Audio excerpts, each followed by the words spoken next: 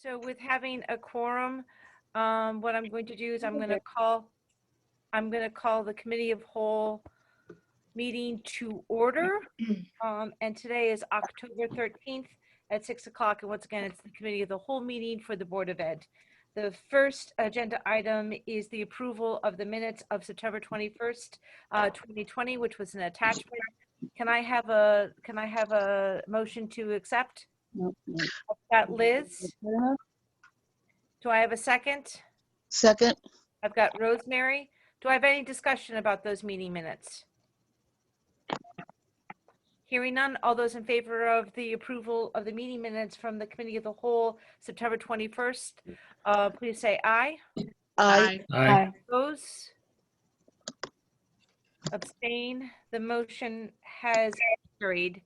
One of the things, the reason why I asked specifically to Caitlin about the comment section is that I know a lot of people add chats who are like listening into our meeting, and we're trying to respond to that.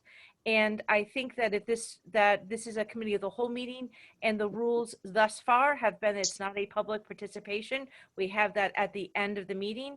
So if we do have questions, I would love to have them, knowing that a screenshot or it will be downloaded into a Word document, and that we can then give it to either Susan and Mike, and they can disseminate the answer if the answer has not been given throughout the meeting. So and I know that we've done that in the past where we've kind of gotten involved with the chat sessions, and I find that I think we can chat between ourselves, but once again, we have to be, I want us to be mindful about that. But if other people who are listening who are not necessarily a board member at a committee of the whole meeting, it is a committee of the whole meeting, and we take public comment at our regular meeting, which is oftentimes at our at the end of the month. Does that sound like that's a good clarification for us? Yes. Because once again, we are moving into this world of interesting virtual meetings. Susan. I just wanted to say, do we need to have them identify themselves and an email that we could get back to them on? Or would you want it on a frequently asked question? You know that, Susan, that's actually a good question. So if there's someone who is listening and that wants to have a question answered and it doesn't get answered through the meeting, if you can make sure that you shoot an email, and our emails are pretty accessible on the website, to make sure that we get to that. So I'm not trying to like not have community involvement. No. I'm just trying to make sure that we have some sort of flow to the meeting. Liz. Just a quick point is that all the board member who has resigned, her name is still on the list of emails going out. But my understanding is that she's not on that list when I talked to Joyce. The name comes up. Does it? Yes. Yeah. Dr. Grenier, I deleted her off of my list. I believe I'll check it, Kim. I believe she was removed from the system. I do believe so it could be Liz that she, like her name is still in there, but she's not receiving anything because she doesn't have access into the system. But Liz, I just wanted to make you aware. Thank you. I appreciate that. You could have done that by quick email. I'm sorry? Excuse me, Liz, could you tell me where the thing shows up? In the, like, if you do a Reply all? reply, I don't know if it's reply all, but Kim, you sent us an email in response, and I'm sure you didn't type her name in, but her name appeared in the CC. Yeah, I think it's with all Board of Ed, so I'll talk to Adam about that, Mike. I'll take that off your plate. Okay. It also may be, Kim, you may have a group set up and you have to remove her from your group. and I did, so I'll check. All right, so Susan, we'll look into it. Thank you. Thank you. All right, so we're going to move on to the next agenda item, which is the enrollment numbers in our schools.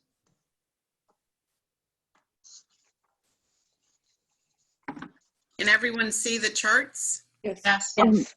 Yes. Susan, Guys, are you It's hard to sending this read. to us? It I was actually sent sent it out on Friday. Oh, okay. I'll go back there. Thank That's you. okay. I can send it again too. No. I'm sure it's here.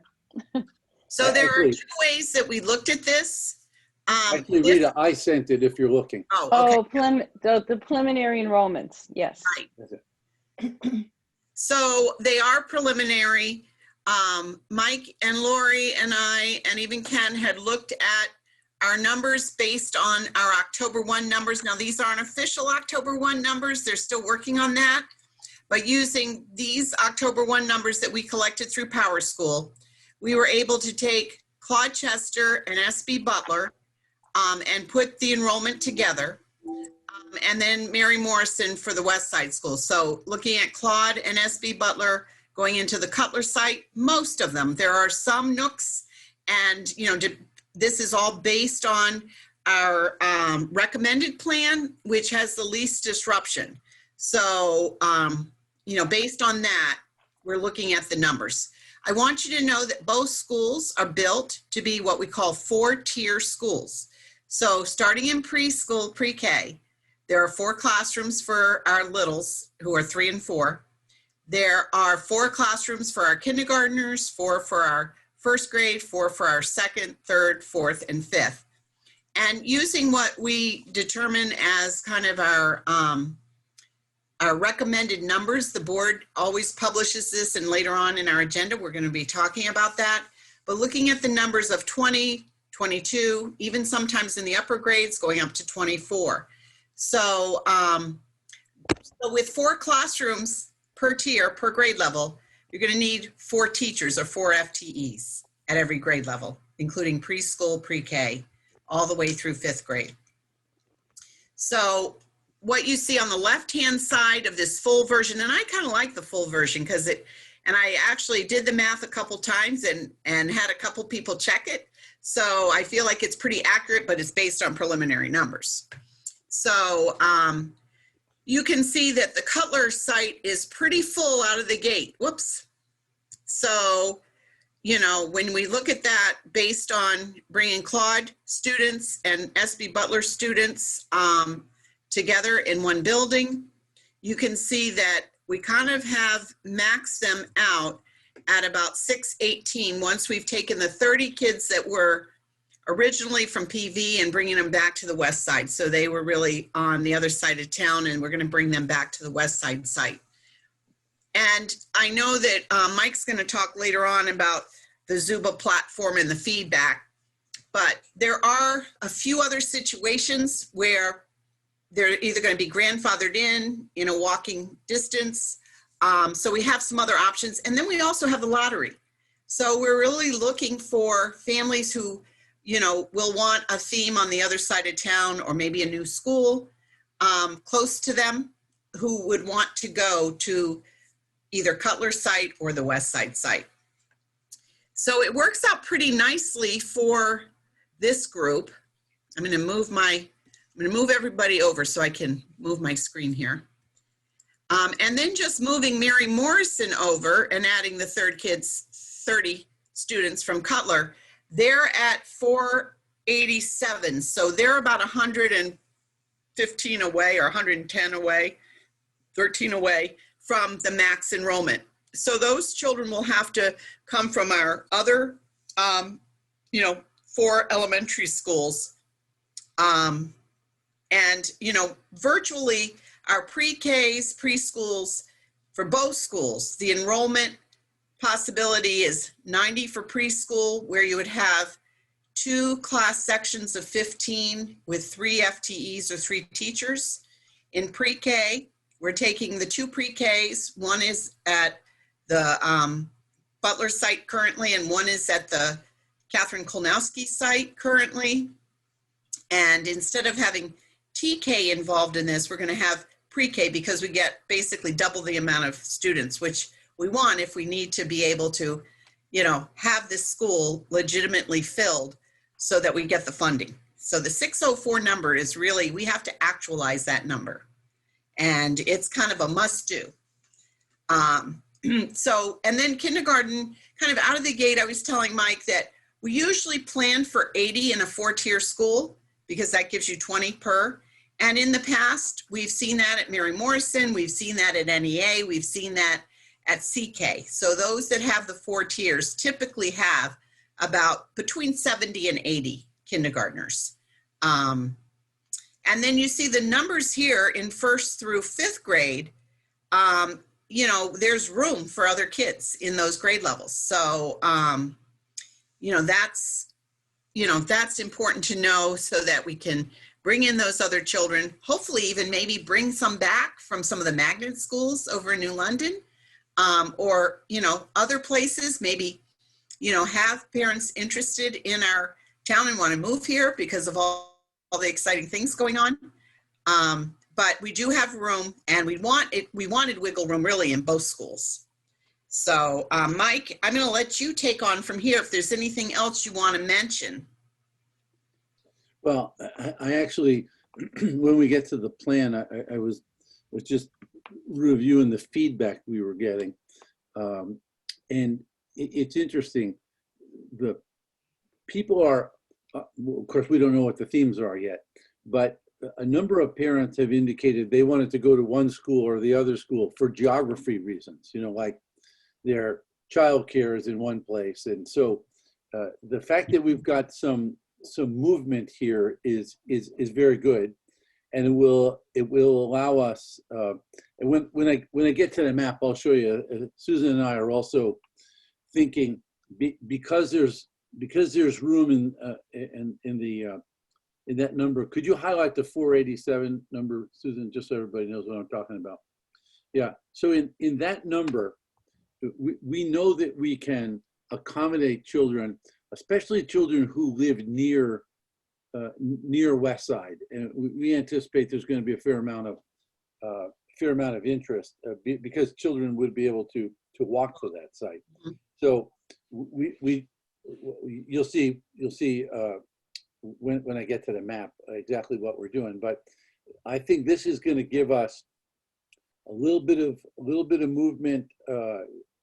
The 3 schools that remain open will be stable. We're not changing their neighborhood catchment zone, and the 3 that are closing are going to be able to accommodate. And basically, what we've been able to do, and I know Susan was super interested in this, is make sure kids go to school with the kids with whom they're going to school now. We didn't want to have to move kids around. But as I said, we got some requests from people who live near Cutler. I think it's in that Bellevue area. They want to go to the new Cutler school. They asked if they could have permission to not go to Northeast Academy, but to go to the Cutler school. And of course, the answer is, yeah, we're going to have a lottery, and in all likelihood, we'll honor those requests. And you also have 2 different areas, one on the Cutler side and one on the west side, that are hashtagged, and so that they will be grandfathered in, so that new families coming in or the families who are there now can opt to the new schools, right? Yes, that's right. It might be useful, Kim, if we could go to the next one and we could come back to this. But Yeah. I can I'm going to stop show you. sharing, Mike, and then you can start sharing. I did see that these 2 agenda topics were sort of interchangeable, Yeah. and that we were going to go back and forth, that we were going to toggle between the 2 of them. So Would we have questions after this one, or would it Well, be confusing? Well, you could, no, go ahead. Ask your questions now. Sorry. Before you No. leave that screen? Okay, I can go back. Yeah. I mean, you don't have to. I have the screen in front of me. I have a couple of questions, though. It doesn't necessarily mean you need to have the screen up. My question is about the Title I schools. CK is a Title I school, Gloucester is a Title I school, and Westside is. What will happen? Will we have that designation for Westside? Will we keep that? And what about the children going from Gloucester to the Cutler School? So they base it on the October 1 numbers from the year before. So for instance, West Side will still be considered Title I, So Groton Middle School gets to have that designation for at least 1 year because it's based on last year's October 1 numbers. And the same thing will be true for Claude. They'll be able to hold on to that designation. I think you know, though, that since I've been here, we've expanded. At first. It was only Catherine Kolnowski, but in looking at the numbers, they're pretty close. Mary Morrison is very close too. So they may even become a Title I school on that side of town. So I think that, you know, we have to look at that carefully. I've got to call into the State Department, the Title I representative, just to talk to them about all of the transitions we're making and to make sure we do this correctly. But our district has been able to support 3 schools under Title I and also the district. So a portion of our funds are carved out because we know we have families in all our schools that need that help and support. So we're able to do it kind of as a district as well. And what happens if the West Side Elementary site does not make the 604 number? Oh, we will. Oh, you will. The Okay. answer- And what about The answer is you wouldn't staffing? get full reimbursement. That's why we say Well, we I will. know. That's what I'm concerned But about. we will. So We will. you will. Okay. And what about the staffing? Are we going to be losing teachers, gaining teachers? With, Good question. you know, Susan has the answer.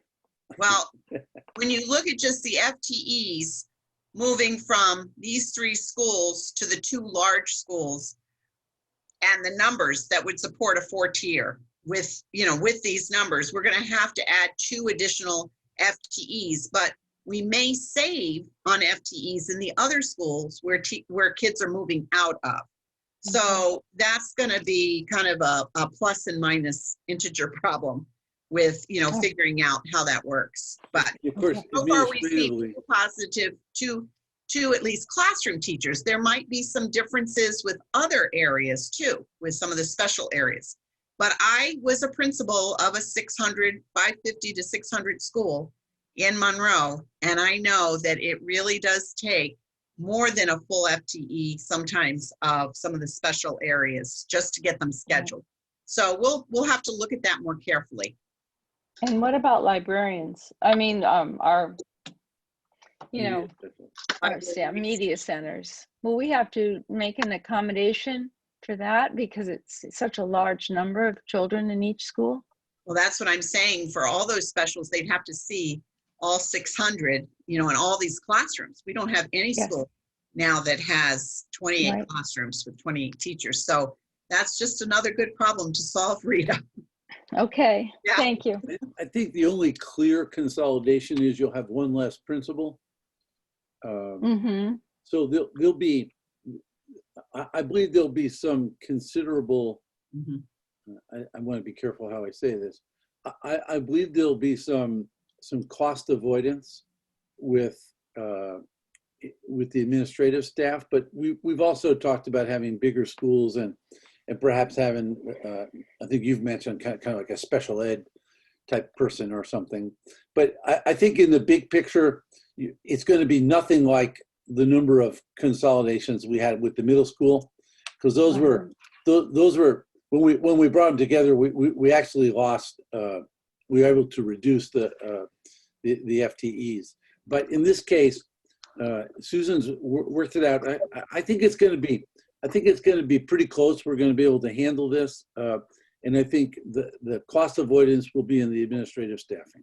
Can I just add that these 2 schools also host several of our very specialized special ed programs. For instance, the Cutler site, the building has been prepared to have the ABA program from preschool to 5th grade. And there's at least 38 children in that program, could be more. And then the other school, the West Side site will host the Academy program, K1 and 2-3. The 3rd program is hosted at Charles Barnum.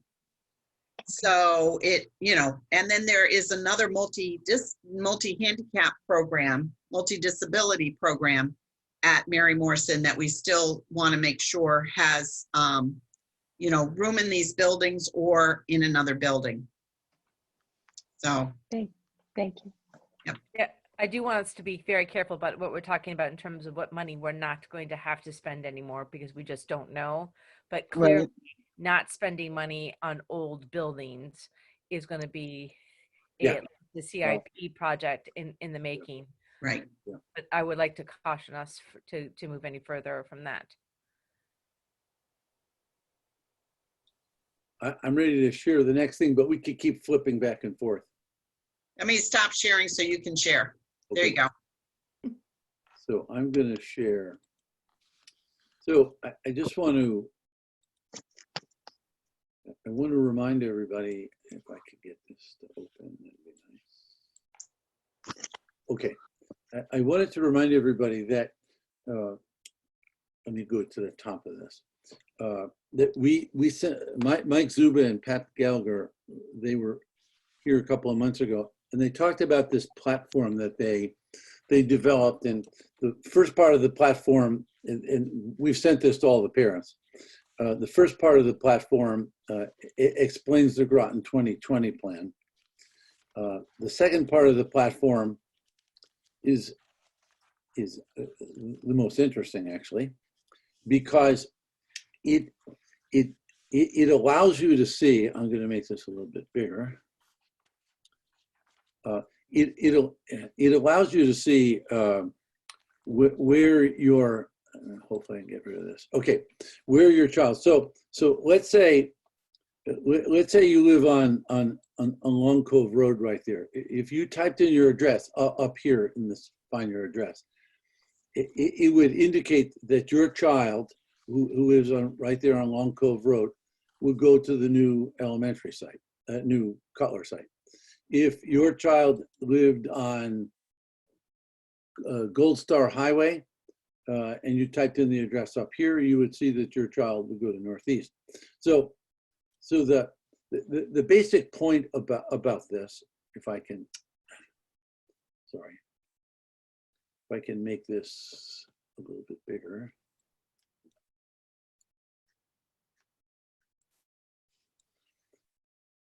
Okay, let's see if I can do this. Aha, okay. So the basic point about this is we put it out there and we said, if you remember a few things, the Northeast Academy School remains, the boundaries remain exactly the same, except for a neighborhood right down here that that used to go to Clodchester. It's actually the building just north of Clodchester School, and they would now go to Northeast Academy. The Charles Barnum area does not change one bit, and the Catherine Kolnowski neighborhood zone does not change at all. And the basically this is the SB Butler neighborhood, and this is the Clodchester neighborhood. So with very few exceptions, all the children who went to SB Butler go to Cutler, and all the children who go to Clodchester would go to the new Cutler site. All the children who go to Westside, excuse me, who go to Morrison would now go to the Westside School. And as I said, all the children who go to Catherine Kolnowski would continue to go to Catherine Kolnowski. And you have that little hashtag on Brandagy and the hashtag. Right. So I'm gonna make this a little bit bigger. There's this little area here in the Bellevue section that is very, very close to Cutler. And those children, if they prefer to continue to go to Northeast, will go to Northeast. But new families moving in would go to Cutler.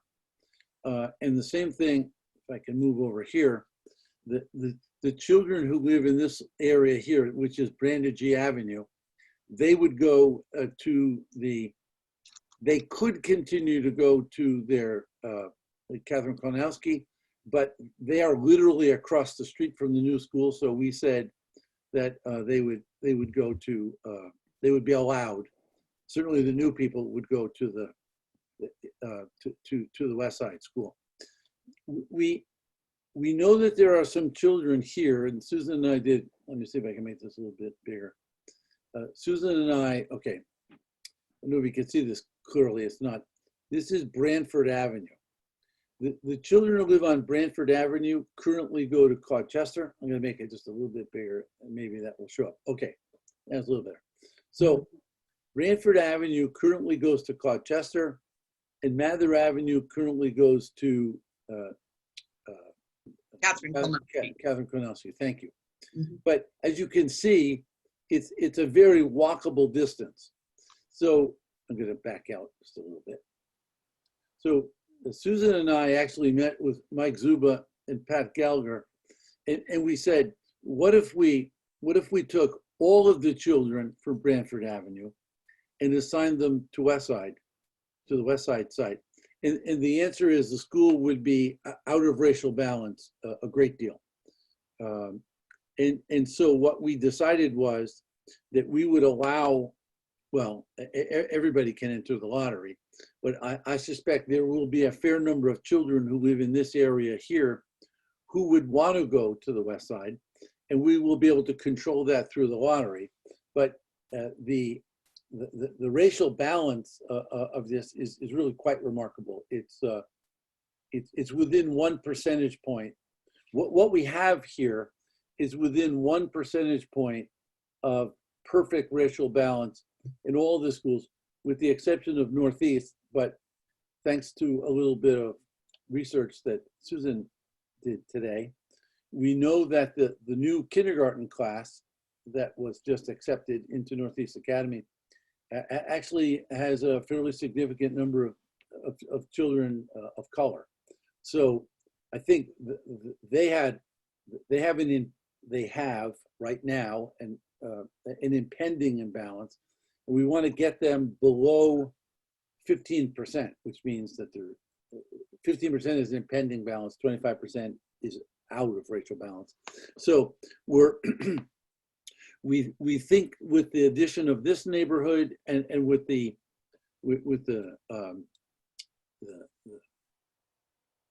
magnet, I'm trying to spit out, that Northeast Academy is going to be within potentially having not a impending balance.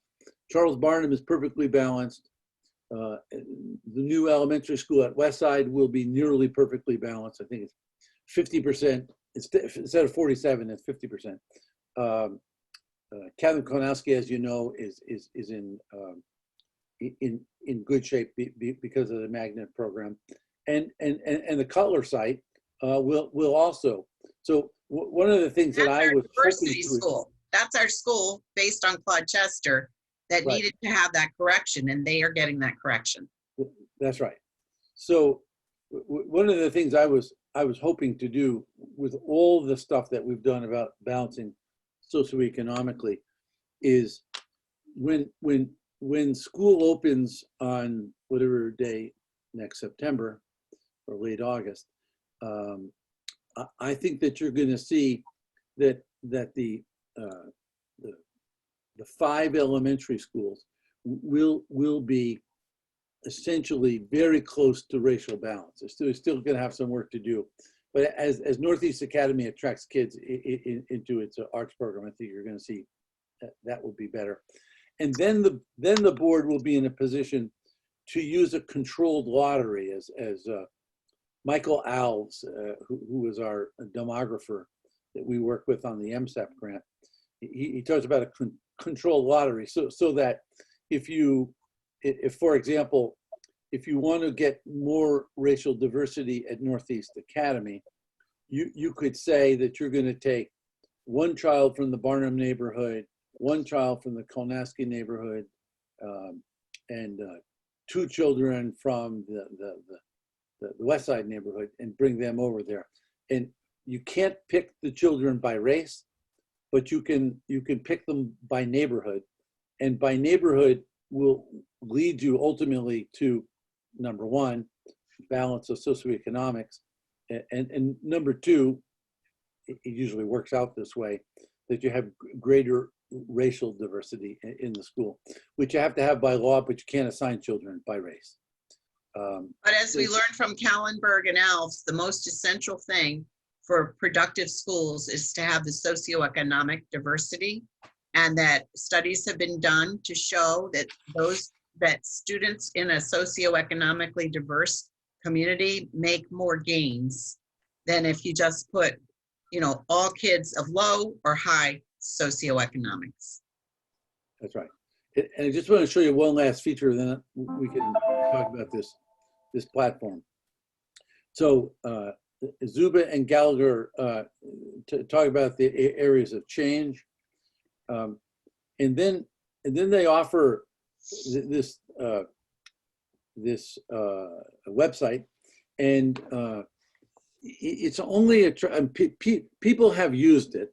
Lots of people, scores of people have used it, and by and large, the questions that they're sending to this page are really clarification questions. I live on this street. Would my child go to this school or that school? And of course, we tell them if they, whoops, sorry, if they, I have to go back up here.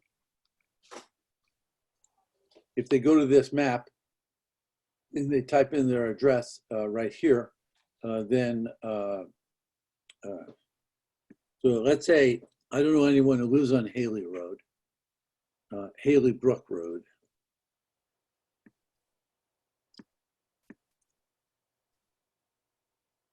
But not in Massachusetts.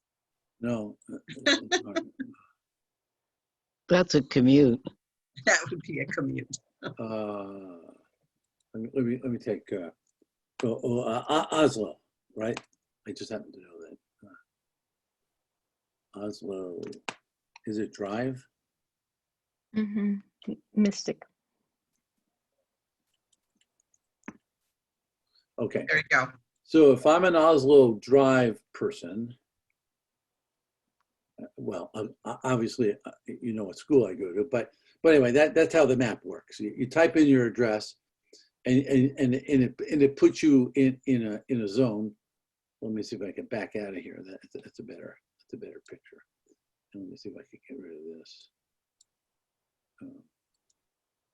This is a fabulous way, though, for families to identify, because in the past, we've either had lists of streets that we'd have to go off, or where they call central office to find out where do we go to elementary school. So this is great to have this. Yeah, so it's generated more questions about what school does my kid go to, and as I said, the other questions were, can my kid go to a school near my home? And of course, we keep saying that, sure, you can enter the lottery. So I believe somebody was, we have a staff member who monitors this. So I was talking to her. So somebody lived along Cove Road here, and they weren't really sure what, they really wanted their kid to go to Cutler. And so first of all, we told them your child will go to Cutler. But even if the child lived here, that child who lived in the new elementary, they could go back. I think the parent was concerned about friends. So as hard as we're working on getting the right themes, I think that will be very important as we move through the future.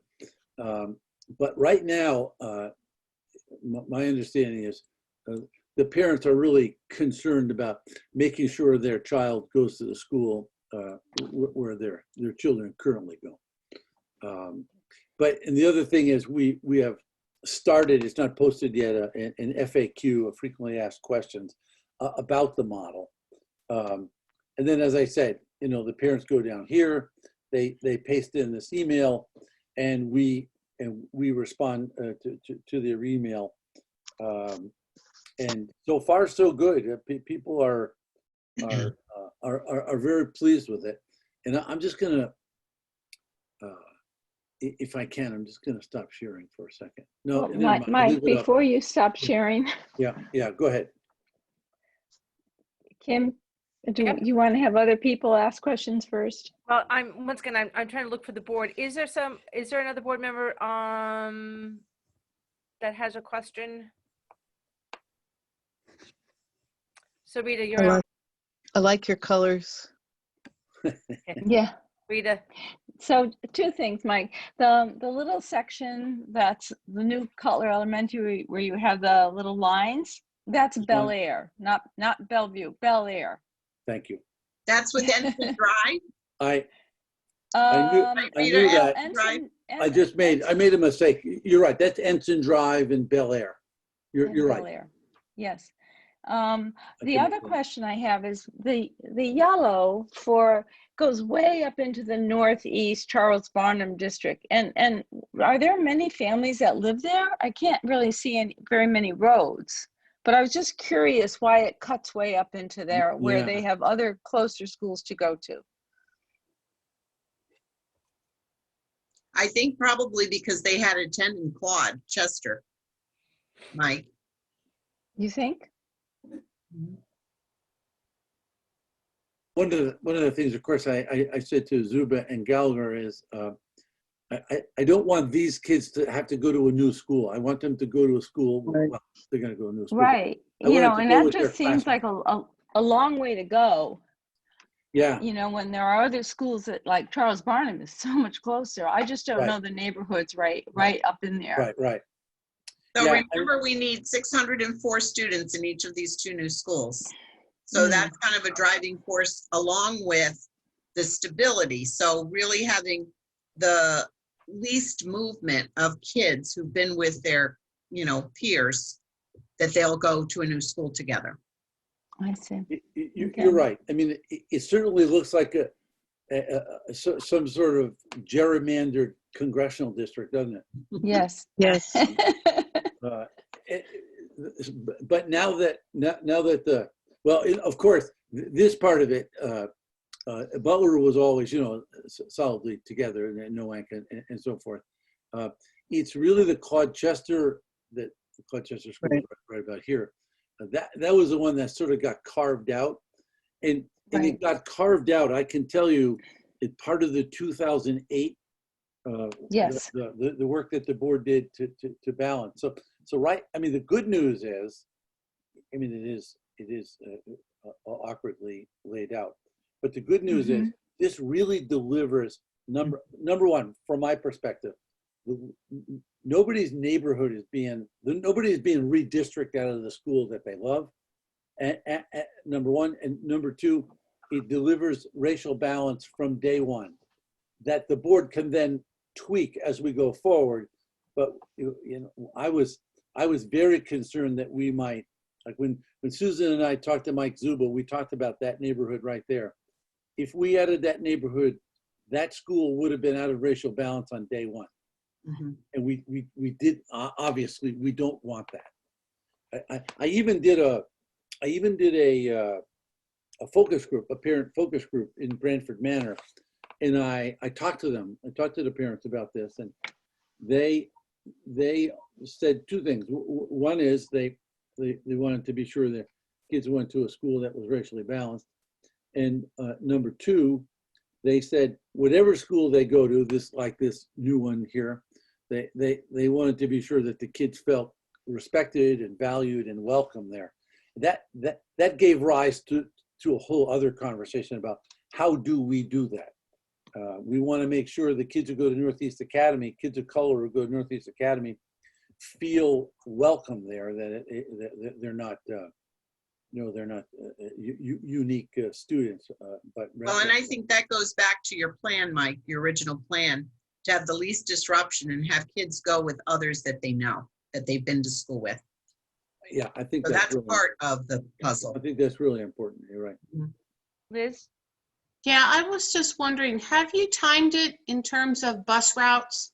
How long kids will be on the buses from those two those two areas to get into the new Cutler site? I mean, have you timed it out?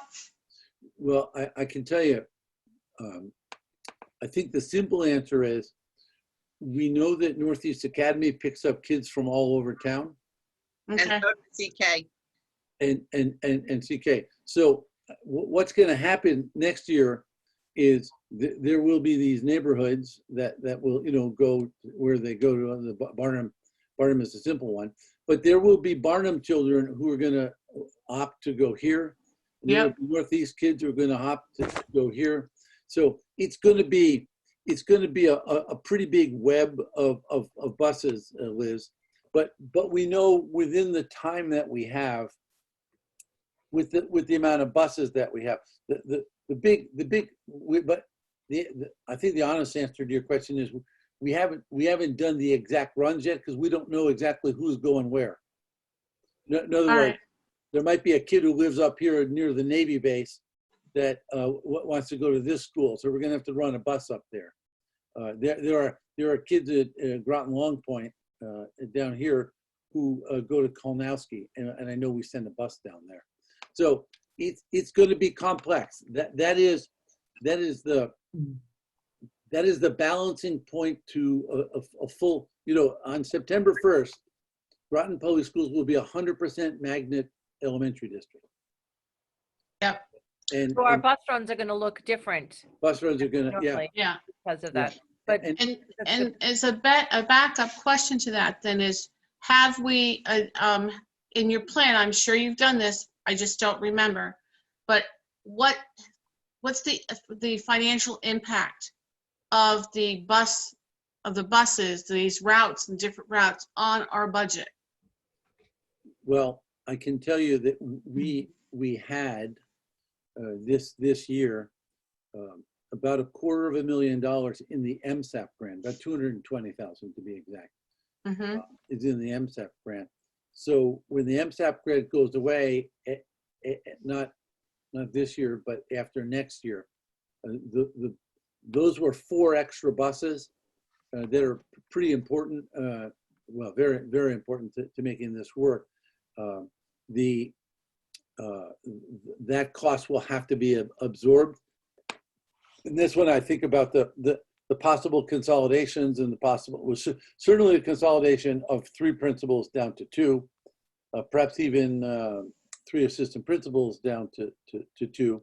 So there'll be some money that could be reallocated for this purpose. But that's the big one, Liz. You've identified the cost. So, All right. so Dr. Grenier, I just want to clarify because I want to, once again, if anyone's listening, that we don't know how we're going to structure in terms of the administration staff, nor is there going to be Right. savings. Cost avoidance.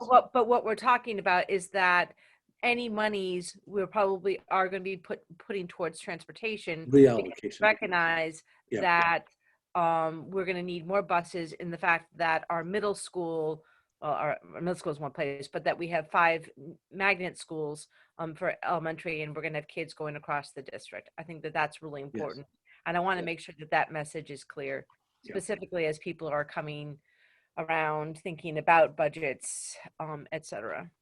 Right. Any other questions? Jay, Andrea, Jane, Lee? No, I think you did a nice explanation. Hello. Wait, this is Lee. I got Jane Lee. Okay. I was saying, you did a nice explanation for us. Thank you. Lee? Just to be a one-note person again, let's try to get those names done. What used to be West Side, what used to be Cutler. Yeah. I so wish we could stop calling it West Side and Cutler. Yes. I think it's time. Yes. That's it for me. I think pretty soon. That's the next survey coming out to parents, is the naming survey and community. So we're hoping when we collect all of our survey results for educators and parents on the hybrid model, we'll be able to focus next on the naming. So excellent. And I'd say when is within that? a month. hopefully by Thursday, we have the survey ready to go. Thank you. Maybe even by the end of October, we could have it. That'd be great. Yeah, that's what I'm hopeful for. Okay. Committee's on standby to collect the results and look at it carefully. Okay. Rosemary, did you have any questions? No, I do like the colors, and when you explained it, it made more sense to me about staying in the home school. So otherwise it looked a little weird. Yeah. Yeah, it does look. It looked a little Picasso-ish. Yeah.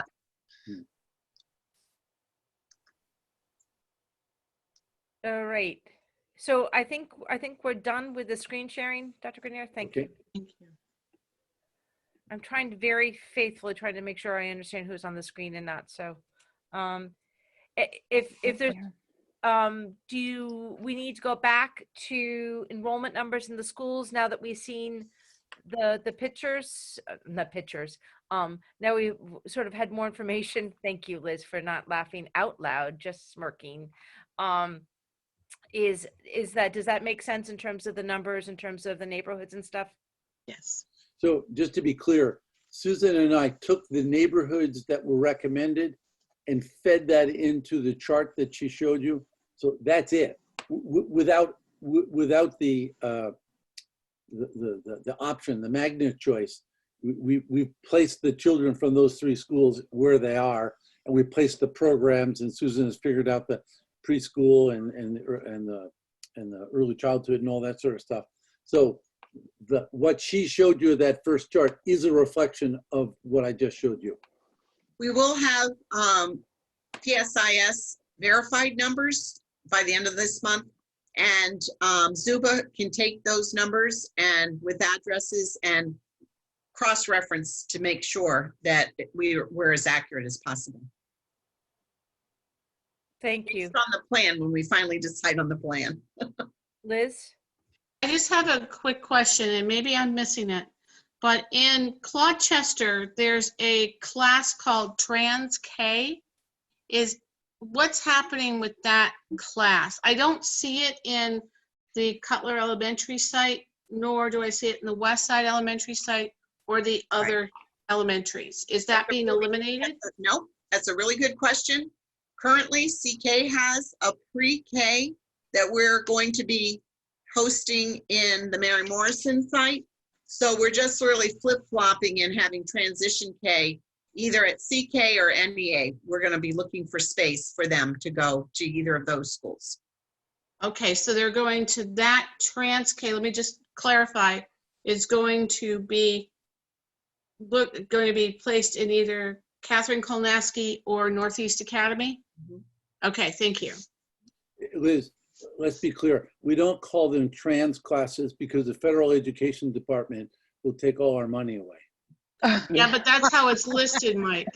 And that's why I asked, is because that's how it's listed. So that's just a little Betsy DeVos joke. Oh, Forget it. sorry. I guess I haven't had my coffee today and I missed it, so. But it is our I trans got it, Mike. K program, and it's not going away, but of course we have had it on a pilot. So we're going to be bringing you more information throughout the year. okay, thank you.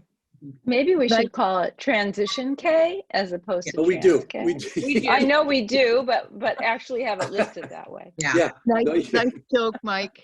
I'll let the registrar know. I think Any she's trying to fit it in a small space.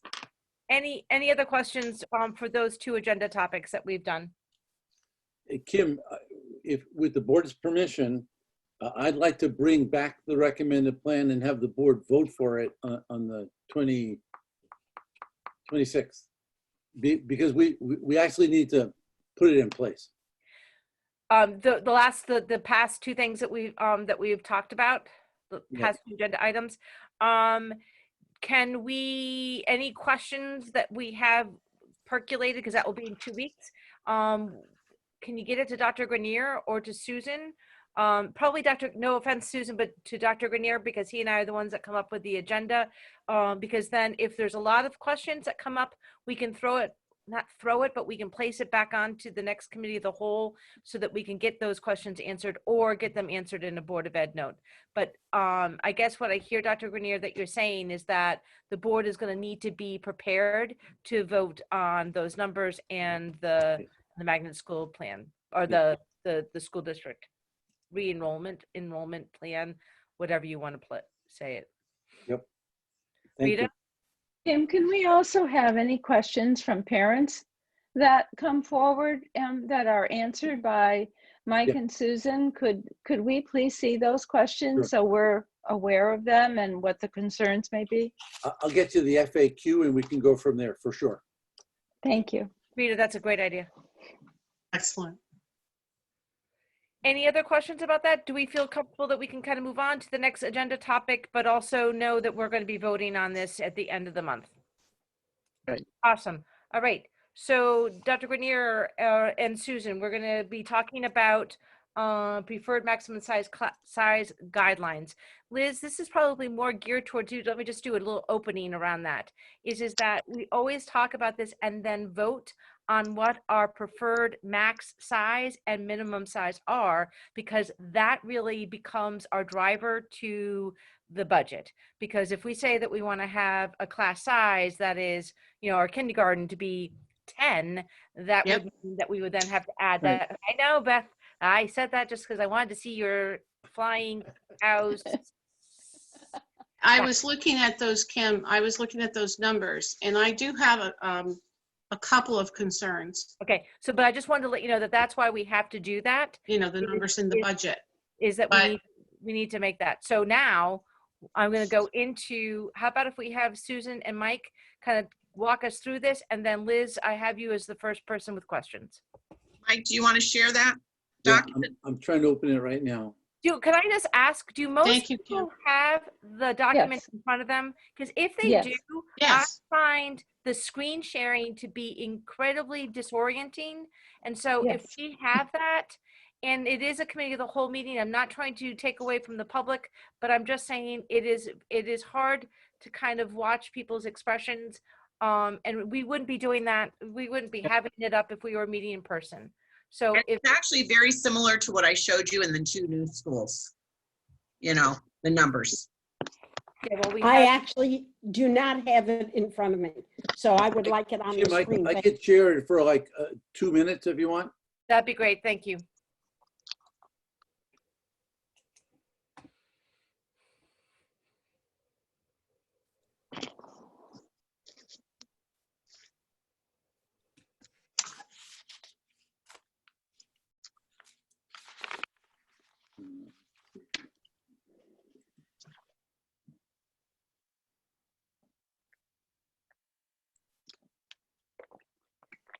Okay, how's that? Good. Perfect. Okay, Better. Yeah, a little bit higher. Yeah, we're not seeing everything.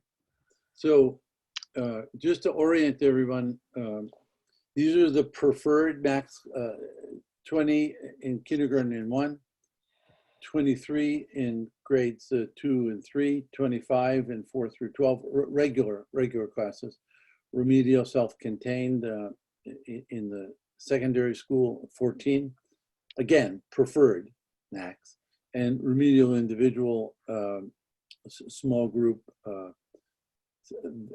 so the teacher load would be 40 total. In terms of special areas are pretty straightforward. Technology and consumer science, those are typically safety issues that we have a certain number of spots. Those are sort of practical. Music is 25. Art classes, again, there are stations that we have in the classrooms. Typically 20 would be the max. Phys ed would be 25, and then counselors about 200 to 1. That is, we're actually doing a little better than that. There are, I know there are 6 counselors for 1,000 children at the middle school. Library media specialist. We actually use this number to justify having another full-time media specialist that is shared at the high school, and then special ed self-contained 12 and resource to 20 to 1 ratio. That's still pretty high. That's a very good question about now that we're really a campus school with middle school and high school, and the numbers are very similar. Do we want to say that in special areas, that's a 6 through 12? Like, I know at the middle school, there's probably 25 is kind of the max for almost everything. And It might go up a little bit with some of the music classes for band or orchestra, and it might go up for the physical education programs that are in the big gym by just about 5. So I don't know if we want to start thinking about this as a 6 through 12 model instead of just 9 through 12. Andrea? That was my question as well. I didn't see anything for the middle level, and I thought maybe that was a mistake that it should be 6 through 12. So Well, what about consumer science? Does that exist anymore in the middle school? No, but we have like the foods, the culinary program. But I still think those are probably maxed at 20, 25. No, Well, I don't think consumer science is that way. There's only a certain number of cooking stations, and it's right. there's a safety concern there. Yeah. But that doesn't exist in the middle school is what I'm That's correct. saying. No consumer science at the middle school. So then why do we have that down? Well, it But just we have says it at the high consumer science. It Well, doesn't could say say- where. We could say So 9, that just 12. needs 9 to 12, Yeah. and that would make sense. But I think the technology education might be a little different now. So to Rita's point, is there a need to have like a glossary? Because I think specifically parents might see consumer science and technology as something that's very different than what we're proposing. And so if we're using this in our budget handbook as what our preferred things are, I'm assuming we need to have that delineated. Is that a word? Yes, it is. Yeah, we could do that. We could define. We could actually sort of do consumer on a glossary. We could do sort of consumer science, foods, and blah blah blah. The various courses that we, and the same thing with Tech tech. ed. Project And Lead the you gotta Way. be, and I'm gonna say too, with music, music encompasses, like you said, band. Band has more than 25 kids in it. Yes, it does. You're right. That's So that is that's misleading. But I would like to ask my question. Okay, Kim, may I? All right. When you talk about guidance counselors, again, I think you need to delineate it out especially for all the schools, because don't we have some sort of counselors even in the elementary? And the other thing, well, No, we this don't. is where No. the other part of my question is, the guidance counselors are in middle school, high school, but there are counselors that aren't guidance counselors that are available for our students, for our kids. And so we need to put that, I think that's missing. I also believe that with the increased need on, and I know this is a budget thing, but with the increased need, I just sometimes think that I do believe that 200 to 1 is rather high. And I personally think it would be wonderful if we could add, especially at the high school, add another guidance counselor and to bring that number down. What they're being asked to do is very extensive, and especially with the needs now, social emotional needs, and the various, I'm stumbling here and I'm sorry, but the various responsibilities that they have that are very different from when you had a typical guidance counselor. I mean, especially from I was looking at my high school yearbook. I graduated from Fitch in '76. There were 6 guidance counselors. And of those 6 guidance counselors, we only had 3 grades, and there were 1,500 plus kids at the school. But the needs are very different now. And I don't think 200 to 1 really serves our population. And that's just what I want to say. Well, can I address that a minute? I feel there's about this is just guidance. You know, we have actually 6 at the high school. There are about 1,000, there's only 166 per guidance counselor right now. So even Okay. though it says 200 to 1, they really don't have 200, right? Isn't that correct, Mike? Yeah, that's right. Okay. Yeah. I just concerned. I mean, I know that it this was is also always just a preferred maximum ballpark. skies. I understand that. But I just, I personally would feel more comfortable if it said 175. But it may not be a These good are thing. not actual sizes. These are preferred. These are Max. guys. I know. I'm getting that now. It's okay. I enjoy your passion, and your questions always spark people's understanding. And so the counselors that are in elementary school, most of them, Liz, you know, some of them are not actually paid by the Board of Ed budget. That's child and family. Many of the mental health counselors are paid by the Grant. child and family. By child and family, it's not even well, it's their grant, but it's through another agency. I didn't realize that. They're social workers, but I don't believe that the social workers, like you can kind of say like X amount happen, because I think that their role as social workers are more in terms of fluidity, in terms of kind of getting to and sort of maintaining that the status quo for the kids. So I don't think that there's a way that we can kind of ballpark and say, you know, X amount of kids are associated to a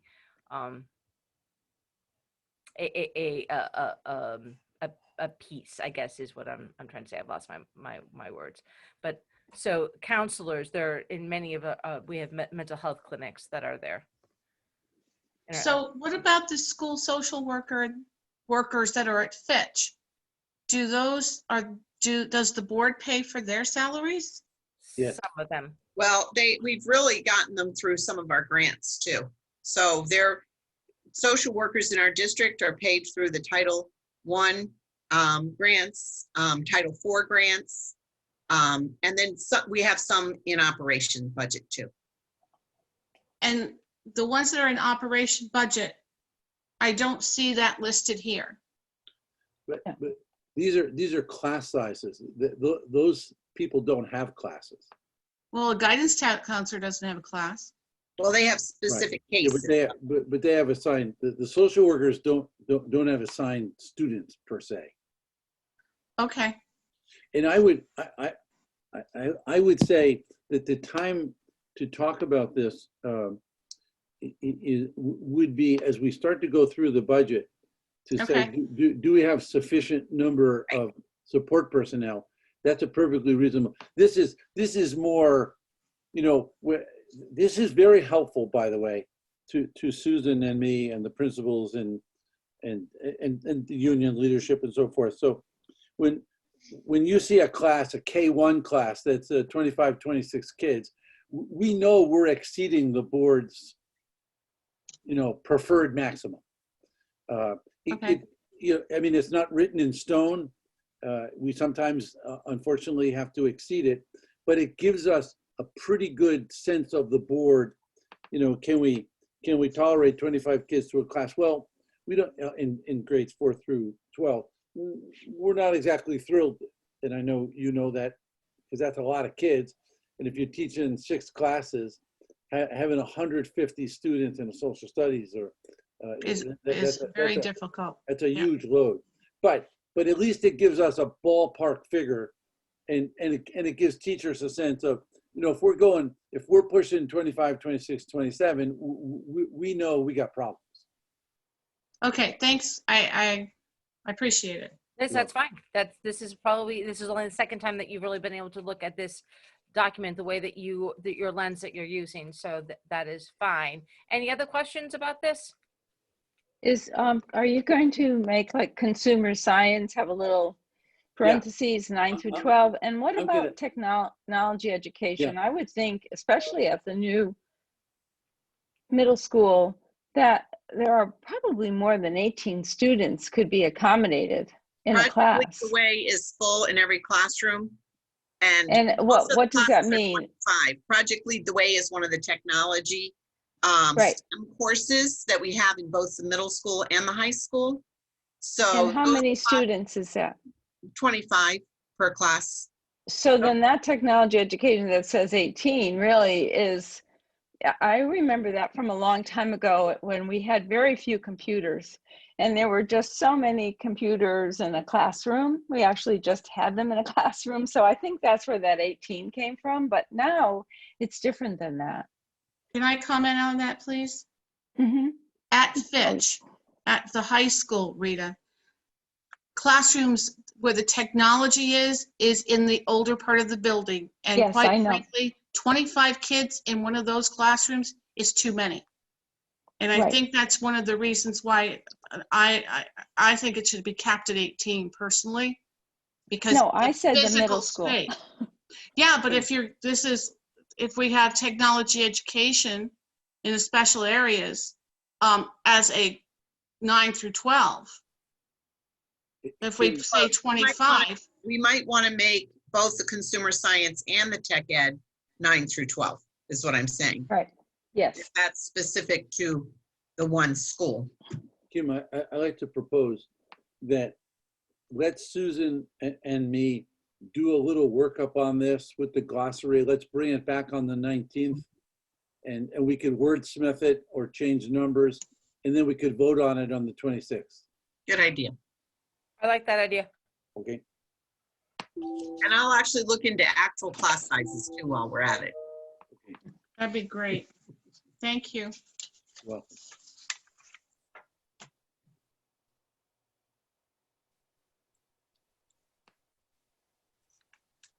So the next agenda item, all of a sudden everyone got bigger, sorry. Like, oh. And they moved around. So the next part is the review of preliminary educator and parent survey results on the hybrid. And I'd like to show a screen. I actually worked with a communication coordinator and Mike this morning, and really selecting a sample of some of the different screenshots from the survey itself and some of the comments we also selected. Now realize that this survey is open until Thursday, and we're going to be sending out a reminder to families. We've also put it on the front page of the website, so both families and educators could continue to answer the questions. It is so helpful. So let me share my screen.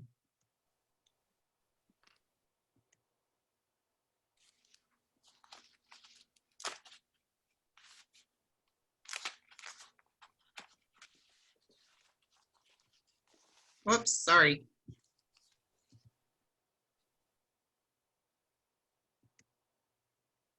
So I'll start with the educator. These are preliminary results. Thank you, Beth Horler, for getting the word out, because we've had 322 responses as of October 13th, and we have a little over 450 educators or teachers at least. So we're really, this was really sent out more to the certified staff and administrators, because the questions were more oriented to instruction, curriculum and instruction. So one of the first slides, and I have to tell you just a little bit of an overview, that this really, the survey itself came from a conversation with some teachers and administrators with Mike and I, and we actually had teachers and Rebecca formulate some of these questions that were on everybody's mind, and we were able to use this and use some of the same questions for parents, and some few that were different too. So this slide that you see, are you able to see this pretty clearly? Did it Yeah. be zoomed up? What's that? Is that just me? Maybe it's just me. Sorry, it was me. Okay. So how would you best describe engagement of the majority of your students in the hybrid model? And if you look at the blue, which is highly engaged, and the red, which is moderately engaged, you see that at least 3/4 of the kids, or yeah, about over 3/4 of the kids are deemed to be engaged. You also see about 14% that are rarely engaged. You don't see any green, which says not engaged at all. So teachers, educators are feeling that they're able to engage kids. somewhat, moderately, highly. So that's an important slide to keep in mind. The next one is, how would you best describe the engagement of the majority of your students in full distance learning? So, you know, when we take a look at just the full distance, you see the results are less engagement. So we really recognize that the hybrid model, definitely to have some face-to-face time, engages kids more. And you see the green does show up a little bit, so that there are some kids that are not engaged, and we have to keep track of that with the state every week. Erica is, you know, checking with principals to see levels of engagement and who's attending. Now this one is, how reliable is technology? So this is a pretty important question because some of the concerns we have heard are with technology. And the orange color is reliable, the red is somewhat reliable, and the blue is unreliable. Green says it's not applicable for whatever reason, so not everybody, I guess, has the dock camera or the projector or the interactive whiteboard, you know, and we are getting more of the dock cameras for our staff. But you see that they're really feeling that it's more on the reliable side than not, which I thought was really interesting. And then on the average, how long does it take you to take attendance? And we've heard loud and clear attendance is taking a long time, so we're trying to streamline some of those codes and work with our teachers to help support them in all of that. Because if you look at the red section, that's more than 10 minutes, and the blue is under 10 minutes, which you would hope that attendance wouldn't take that long. But not only are we saying, are you here or not? We're saying, are you here for real? Are you here remotely? Are you tardy? Are you tardy in both real life or tardy remotely? Are you absent or unverified in both settings? So it's a lot to keep track of. And then with the orange, we also were able to get some responses for, you know, something else and collect those. How do they take that attendance, Susan? So they will have a class meeting in the upper grades. In the middle school and high school, they have a CTL, or they have an advisory period or a first period where they make sure kids are there. So it's really a combination of two things, Rita. It's checking in. So they check in also at the elementary school, but not necessarily in that formalized way. Sometimes it's checking in even on their LMS system. Are they on Seesaw? So it's checking in, and it's also completing the work. Right. So I think in the middle school and high school, the grades kind of drive some of that, and hopefully the engagement drives some of that. But in elementary too, we're making sure that kids are able to complete their work, at least the prioritized work that teachers are expecting. So this area is, which areas require more support for the teacher or educator and time that it takes for their planning. So out of this, you see that monitoring student progress really is something that takes time, and from grading and viewing their Seesaw, Beth can talk about this too, that takes really unsurmountable time and planning, and maybe even looking for some support in this area. Live lessons is another area, and so the way that Rebecca lined this graph up, she was able to show kind of in descending order what was kind of taking the most time and support. And then there's parent and students communication, and written step-by-step assignments so that we can clearly communicate with our students and parents. Time to collaborate with peers, which you'll see later on that has been really a great deal of support for our staff. And instructions for in-person students, and then pre-recorded lessons. I was kind of surprised that they didn't seem to need as much support, and that wasn't taking as much time. So maybe just getting even better at that, you know, and maybe hopefully having the resources. So that's kind of interesting. And then you have, in terms of instruction, what approach seems best to engage. And they talk about in-person instruction, if we could only go back to those good old days, right, when this pandemic is over. So that's definitely one of the most engaging ways. And then creating a consistent schedule, having live lessons, written step-by-step assignments so that they clearly understand what's expected, blended assignments work with Zoom and check-in, pre-recorded lessons. There's been a big shout out for the Teachers College remote learning units that we purchased with the end of the DODEA grant by all of our K through 8 teachers. And then there's interactive assignments and time to collaborate with peers. So that seems to be what's most engaging. And then how many students are completing the assignments? Mike really wanted to have this slide up because in the blue, you see that most of the students are completing their assignments.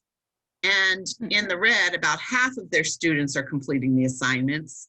And a very few are completing their science.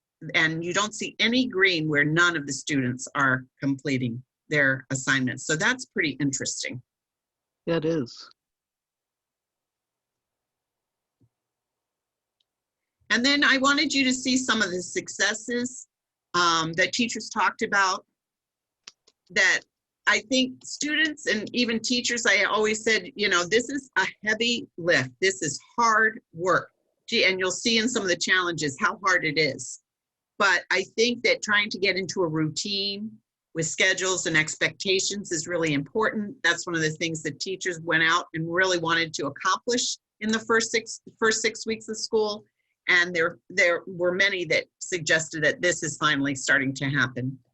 And then teachers are feeling more comfortable with their increasing knowledge of all the resources. And, you know, we have new softwares that have been provided through the CARES Act and new equipment, and you know, and they're expanding their growth. Collaborating with grade level partners is extremely important. This is the one that I said that we've heard loud and clear from pre-K all the way through grade 12. Kids are happy to be back in the classroom. Small groups really work. They talked a lot about small groups. And when teachers talk about when they take time to listen to the parents' concern, it teaches them something and it helps to improve engagement. And then some more successes. Small number allow for so much more attention. So by having those cohorts, you have smaller numbers in front of you. You do have the kids who are home too. But I think that they're able to, through the cohorting, be able to really engage those kids in front of them. And it wasn't always easy from the beginning. And I thought this was great. This is why we had to end it. Working with a student who, when offered a break, a mask break, said, "No, I got this." And then went on to complete the task. The young boy would have melted down in prior years to learning strategies to get him through non-preferred activities. They called this priceless. This is what, why I do this, you know? So I thought that was pretty telling. So yeah. I think children are learning some resilient skills. I think adults and children in all of this, you know, there is something to be said about that. And then challenges, you know, making sure that we're supporting our families so that they can be more successful with home learning. The biggest challenge is getting them to complete all of their work and making directions clear and not too confusing.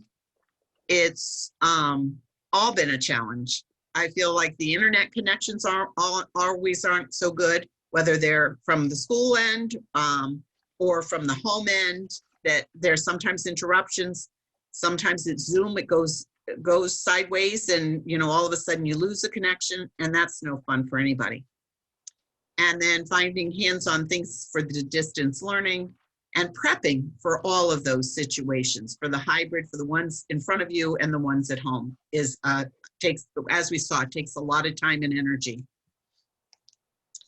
And then just some more challenges to bring us to the end.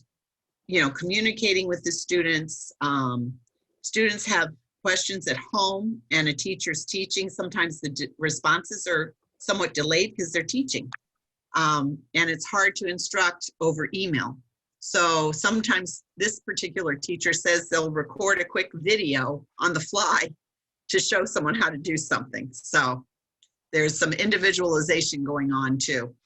And then some of the kids who need the most help struggle with reading. So virtual learning is even harder for them. And we heard this from parents as well. Even just navigating the LMS system can be difficult.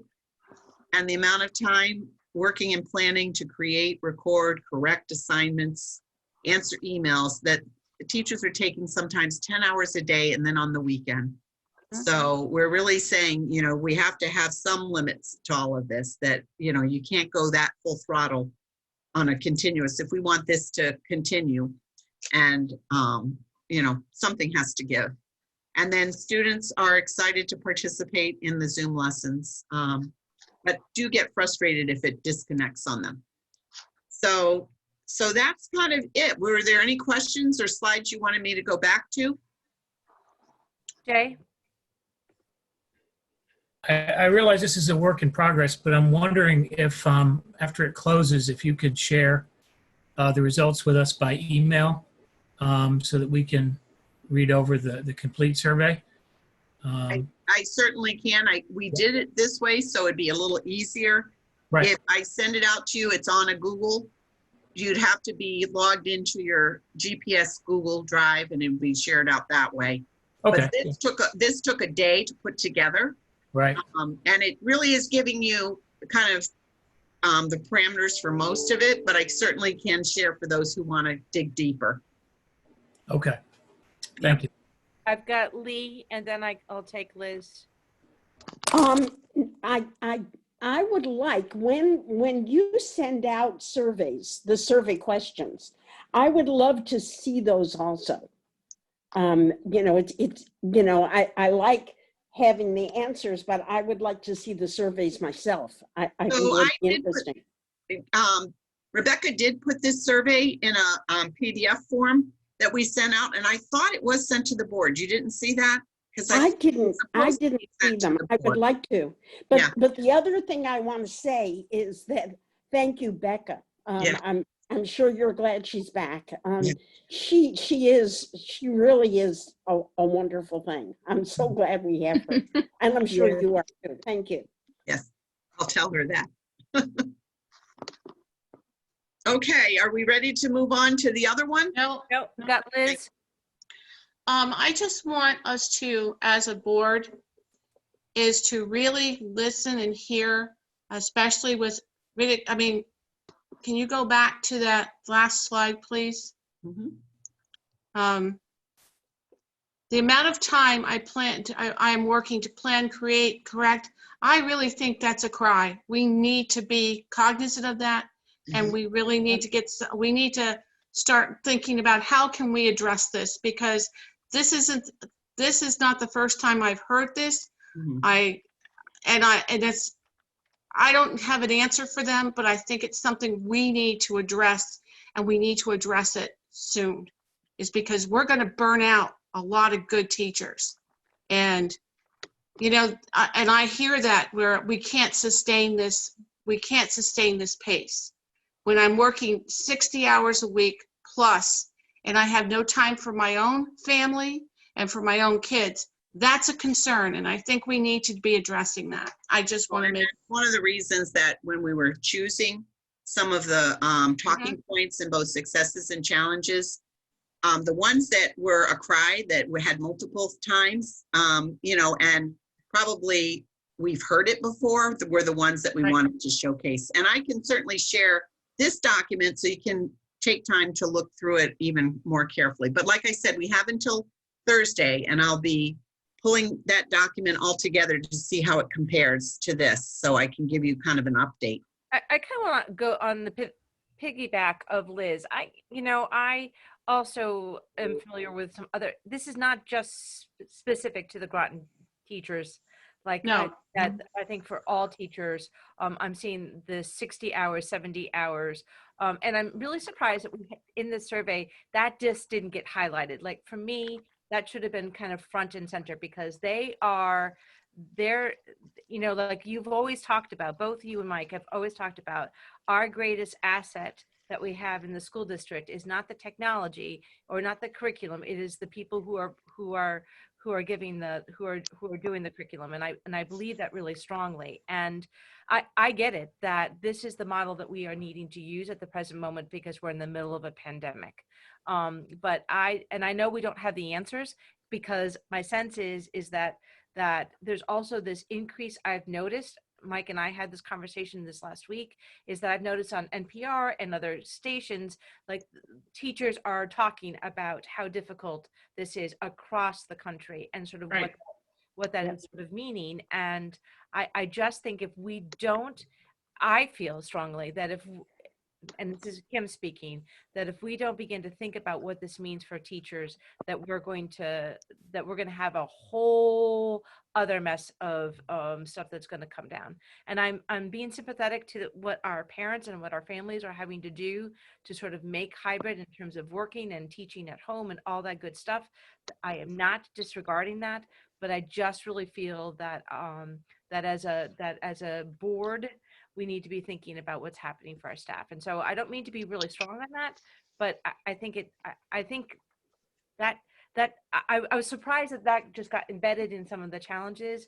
Like I really felt like that should be like that should be like a, hey board, look what. So this is the slide that does that for you. There's a couple of them.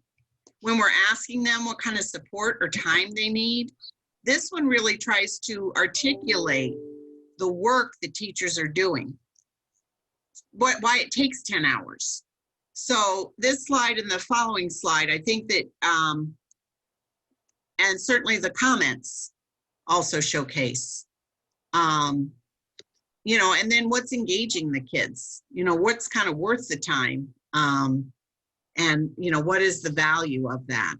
So there are slides in here that unpack that.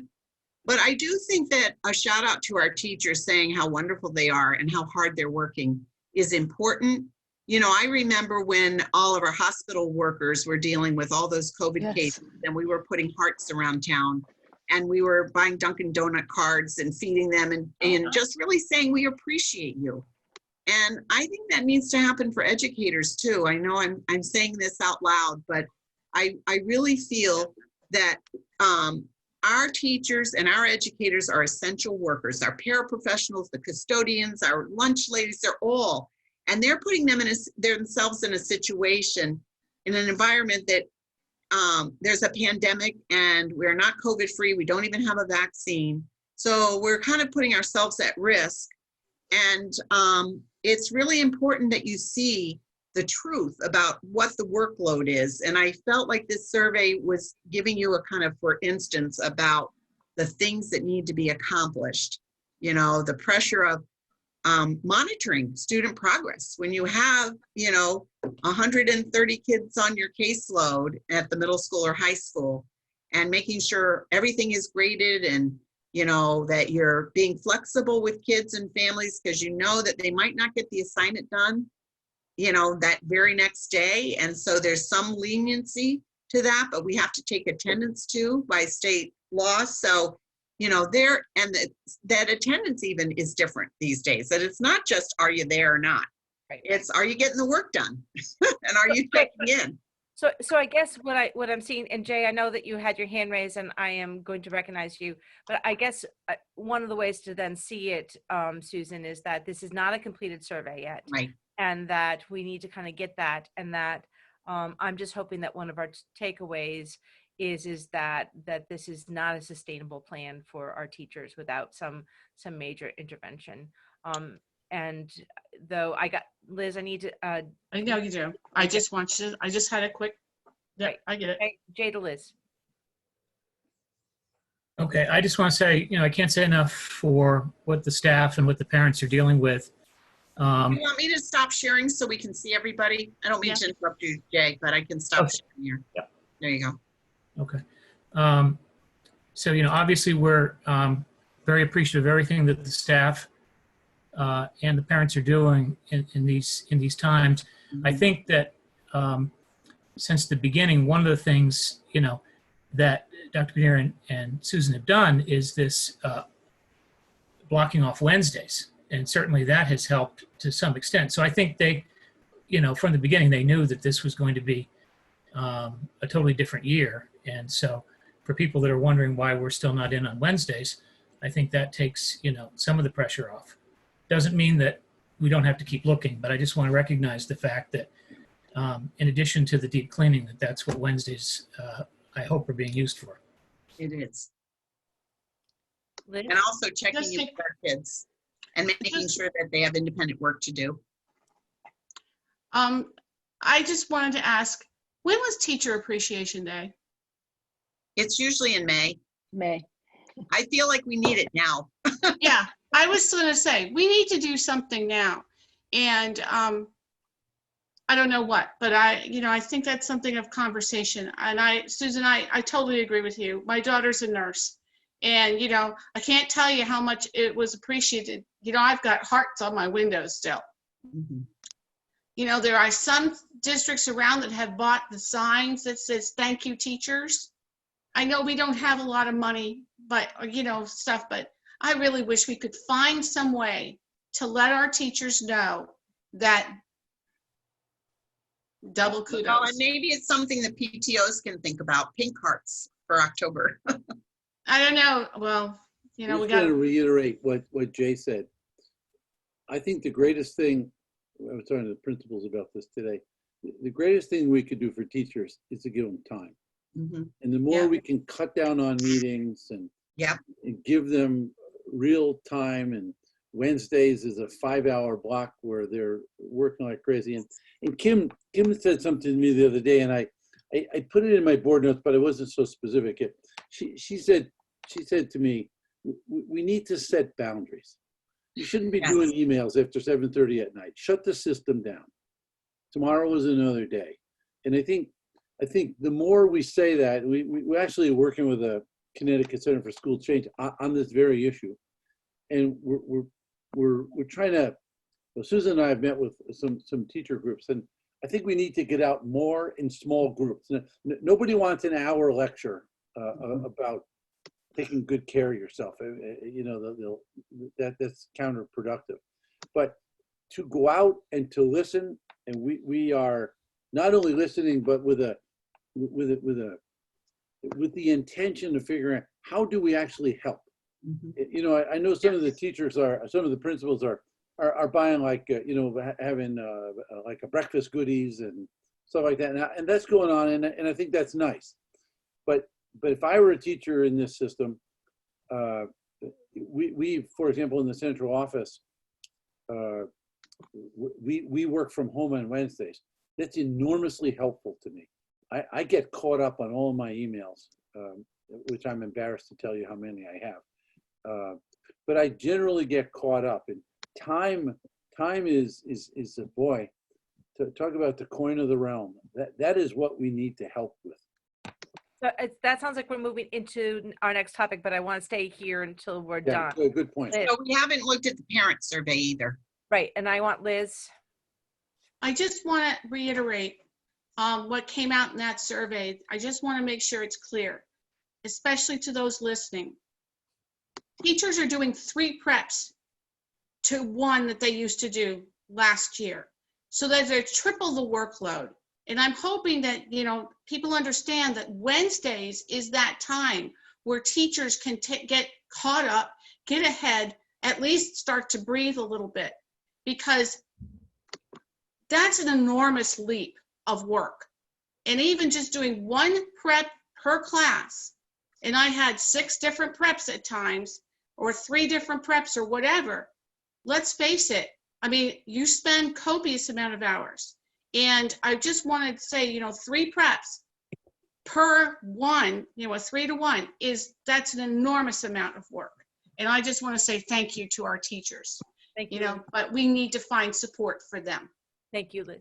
I think also Mike and I meet with both the AGSA and the GEA on a regular basis, and having our colleagues be able to call us if there's something happening, or just to meet with them on a regular basis, because they do tell us the truth and we need the truth. So that listening part and that truth part are really important. And we are trying to brainstorm ways to make this lift a little more doable, because it is a heavy lift. Right. And I just, it is a heavy lift. I just think that it would be more helpful for the board to be part of that loop. Yep. So that we can hear Yes, not only the please. good, the good, but the bad and the ugly, because as policymakers, we can't do anything differently if we don't have. No, you're right. Can Well, we, and the survey results is important too. As Jay said, he'd like to see the whole thing, and we can certainly get that to you. can we see the parent survey? Mhm.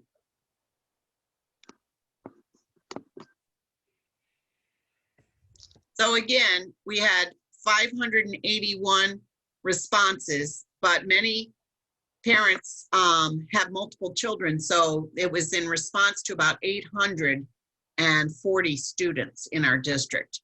And Do you like I said, Do you have I'm a breakdown between elementary, middle, and high school?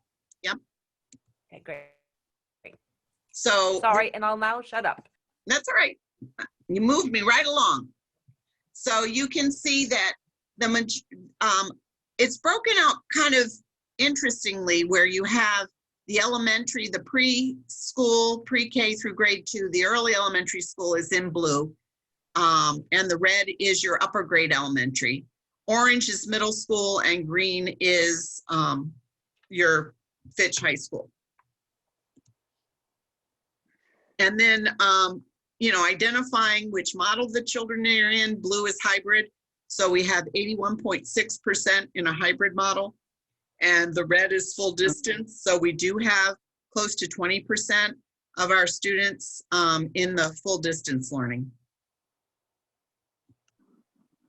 We asked this question, have they considered switching? Because we noticed that there is some moving back and forth, which we allow. So, we actually encourage, if parents have a sick child, but they're able to do their schoolwork, they can work on it remotely for that day. They just have to communicate with the teacher and the school to be able to do that. And then sometimes when we've done the case contacting the cases, we'll see even a movement or a shift. But this shows you that about 77.5% have not asked for a switch. And then, is your child able to understand the instruction they're receiving during remote learning and complete assignments independently? The blue is that the child can complete most of the assignments. Red is that they only need help sometimes. Orange is that they need a lot of help. And green is they require my help, specifically. And really very slim piece of the pie is purple, which my child doesn't require my help, but gets extra help from his or her teacher. So that's kind of interesting to me. Yeah. Is the child engaged on the days they are learning at home, either hybrid or full distance? And you see that the blue, the royal blue, is very engaged, and that's really pretty good to see. That's like 80%. 22% is somewhat engaged. And then the orange is not engaged. And when you see the full survey, they're asked to respond to the other if there's another way that they're perceiving the engagement. And then, has your child used Wednesdays as a day for extra help, teacher communication, or to do independent work? And this was interesting because it was, close to 70% said yes. And, around 30% said no. And that's really what that day is built for. I actually, when we go to talk about that, I'm going to read right from the plan what the purpose of Wednesdays is all about. And then in terms of instruction, what seems to work best for your child on the days they are learning at home? And, the whole consistent distant learning schedule is important. The live Zoom lessons with independent work are important. Live lessons, written step-by-step assignments. So you see, these are very similar to what the teacher said as well. pre-recorded lessons, interactive assignments, and peer collaboration. Not only are our teachers feeling that peer collaboration is so important for them, but our students are too. And then here's some of the parent feedback. And we didn't ask about challenges or successes. We just said, give us your feedback. And so we highlighted both some of the positives and the negatives and the concerns. And this one, we started with a good one. My child loves school and Seesaw, is very friendly. He thrives in the classroom setting and loves being with his peers. Teachers are great, but some students are struggling at home with keeping up. We have enjoyed the hybrid method. It has worked very well for us. Too many Zoom meetings, though. My student is in 12th grade. She's expressed concern about not having enough time to do everything to her counselor. I don't know. It was suggested that she use her CTL block to be able to help, and also Wednesdays to get her work done. And then we are just doing our very best to make a good flow of the days we work from home, as I am still working, so not to always have home, as I am still working, so not always home during the day. And I think this is the fact, this is true for many, many parents. That's why we have to be flexible on our end in getting the work back. Again, teachers are doing their best, but there's a lot of issues with submitting work, getting attendance straight, and grading on work.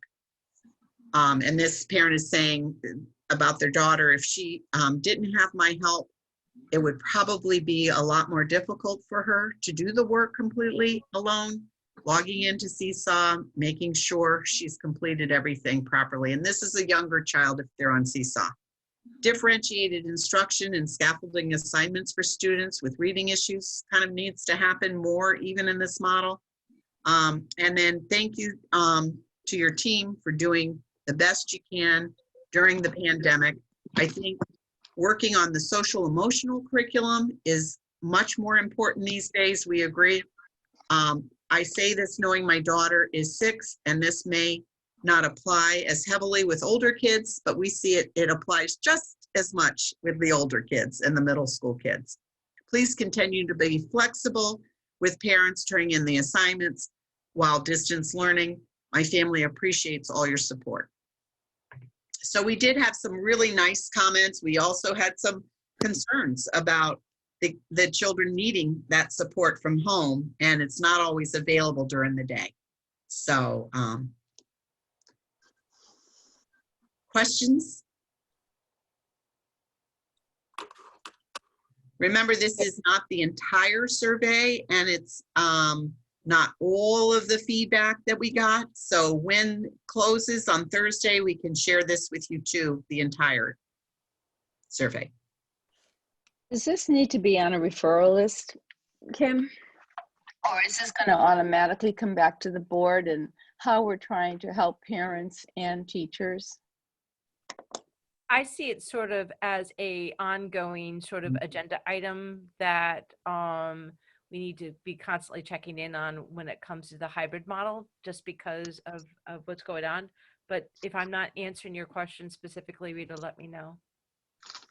Well, I think there are some very specific questions and issues with both of them, and it would be nice to know what we're doing, you know, to make life easier for teachers and parents, so and the students. So if the survey is ending on Thursday, then do you think, Susan, that there'd be 2 weeks available to at the regular board meeting to kind of talk about the consolidated of the responses and sort of avenues that are being made if any of these things are any of these challenges are able to be addressed, or the successes being able to sort of push through even stronger? I think absolutely, Kim. Okay, so absolutely an agenda item for the full thing at the regular board meeting And then Rita, we can take it from there about how we want to continue to pursue it as a board. Do you want me to stop sharing to answer questions, or is there any slide that anybody wants me to go back to? Good. Liz? I wanted to know, are these results going to be posted on the website? I mean, on the Groton Public School website? Will we have will these results be posted? Well, I think once we do a comprehensive, you know, when the survey ends, we can certainly Yep. post the slides. So, Andrea?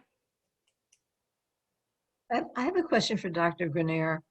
Doctor, are you meeting with other superintendents and to see what's successful in other districts, and can you bring that back to us? Yeah, we actually meet every week, and some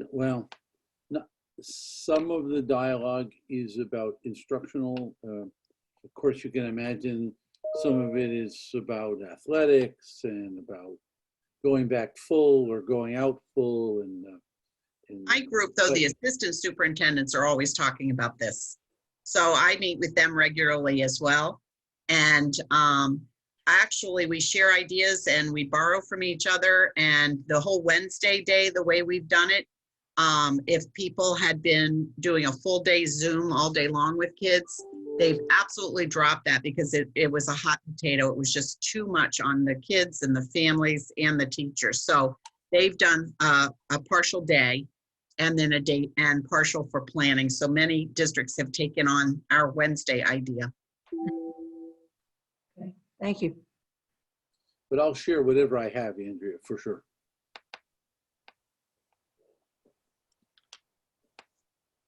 Any other questions from the board? All right, I think that is a nice segue into the Wednesday model. So one of the things Rebecca has helped me with is to clean up our website. So our website now, when you open it up, and I want to tell all families to take some time to do this, but we have at the top of the page, the superintendent's COVID reports. So he's keeping those updated so families can see that. We have a little piece from our plan about health, that wellness matters most. And we have a lot of good information from the CDC and the health department on trying to keep everybody as safe and healthy as possible. So I really would encourage you, it's a big red banner. You can't miss it at the top of the page. So go on that. In addition, we have some distance learning information and, that all kids are distance one way or the other. So this hybrid model is, as long as there's going to be a virus that is alive and well, there's going to be some form of hybrid. So, even if we tried to bring kids back full or bring more kids back full, which we hope to do in the future, there will always be families that will opt out for a totally remote until they feel comfortable, and teachers too, who have serious health concerns. So I would say that, we will be hybrid for a while longer, one way or the other. And that means that kids will have distance learning and some, contact time with teachers. So in our plan, if you look under the hybrid plan, everything about the hybrid plan is under that particular button. And what I was able to do in working with many colleagues, at least 100 or more educators, probably more than 250 educators worked all summer volunteering their time to come up with this very comprehensive plan. So you can see under the reentry, the work that was done, but then even in pulling together, so what does the plan for hybrid exactly look like? So we really I worked on this to try to really compact it into 2 pages, and I got it into 2.5. But I want to read especially about Wednesdays, because between the MOU that we work closely with Beth and Doug on, and Lori Lapine, and the plan, they really are aligned. So it was really important that we aligned both the MOU and our plan. So when we talk about Wednesdays, and I'm just going to read it to you from the plan because I think it's pretty comprehensive. Teachers work their normal 7-hour days per the school schedule on Monday, Tuesday, Thursday, and Friday. However, on Wednesdays, teachers work remotely with established office hours between 9 and 3, and then of course a lunch hour and plan. And I would say that that remote time is, they are able with, to contact the principal and go into their classroom if need be, but that time is at central office and the schools used for that extra cleaning to make sure in between the cohorts that we've got the place in immaculate condition. So the teachers are working from home remotely on those Wednesdays with those established hours.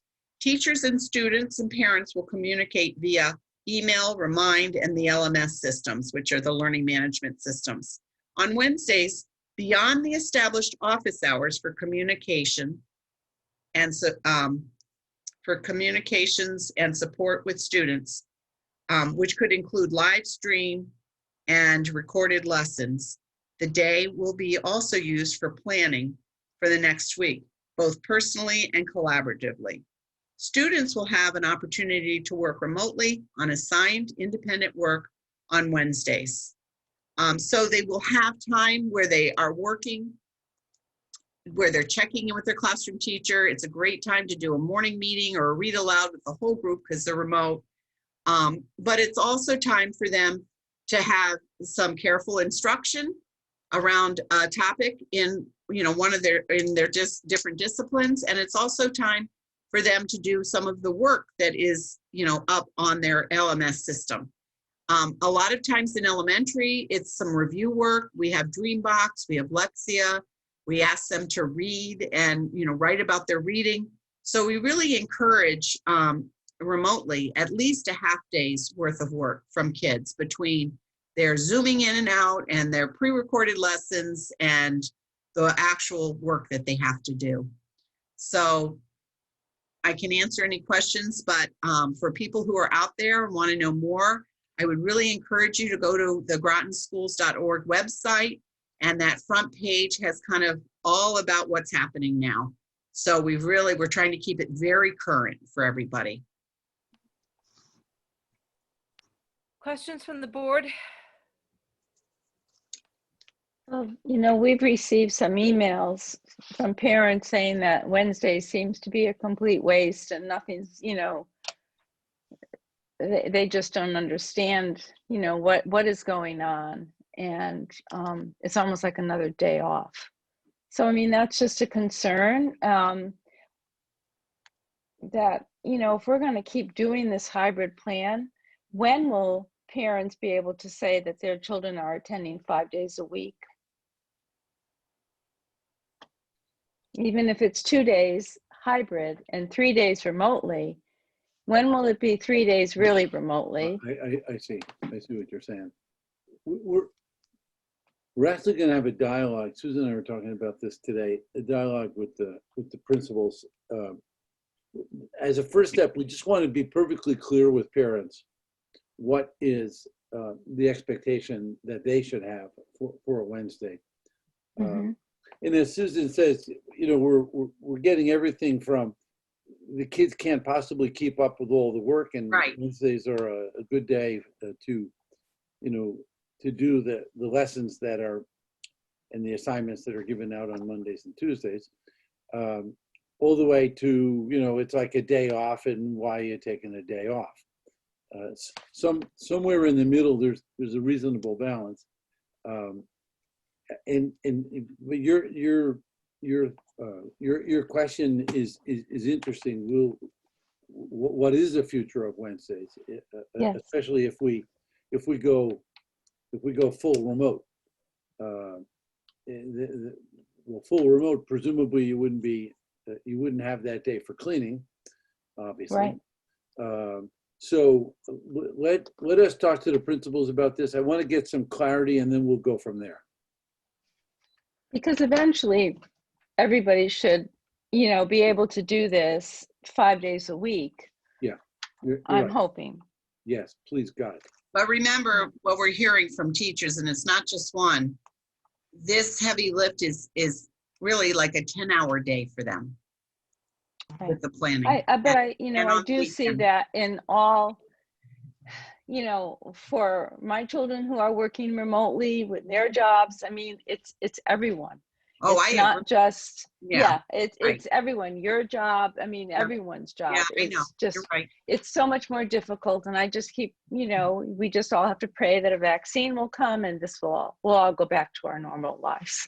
Well, and it But- goes back to what Kim said about setting boundaries and self-care Yes. and trying to get through this, and that collaboration piece, having peers that can kind of muddle through this with you makes a huge difference. You know, Rita, Yes. if we had better pharmaceutical researchers. Yes. And Andrea?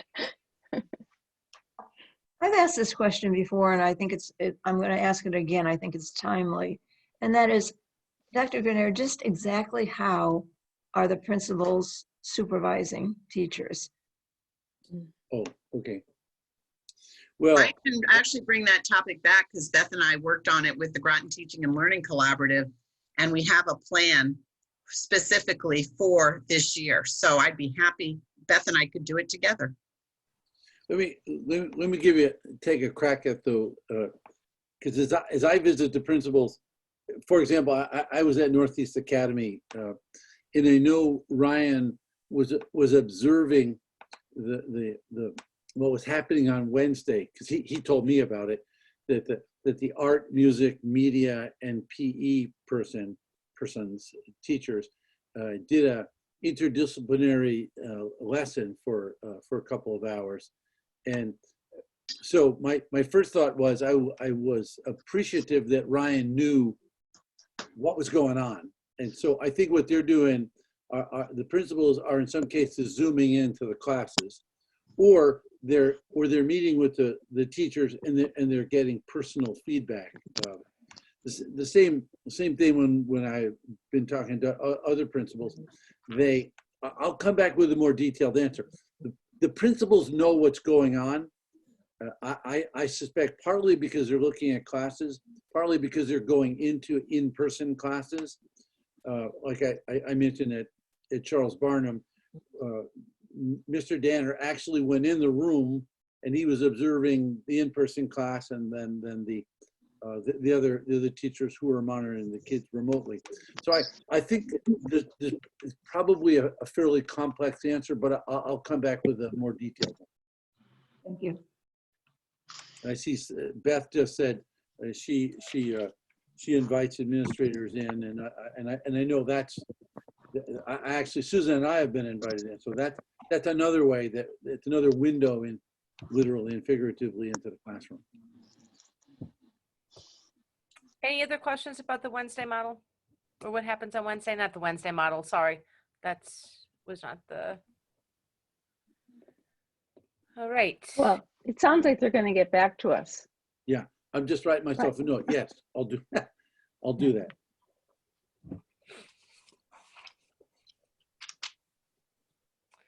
So review of the referral list. My favorite time of the meeting. Andrea. I don't know if this goes onto the referral list. I'm not sure where to ask this, but I'm going to ask it and you can tell me. Okay. What do we know from the state about standardized testing?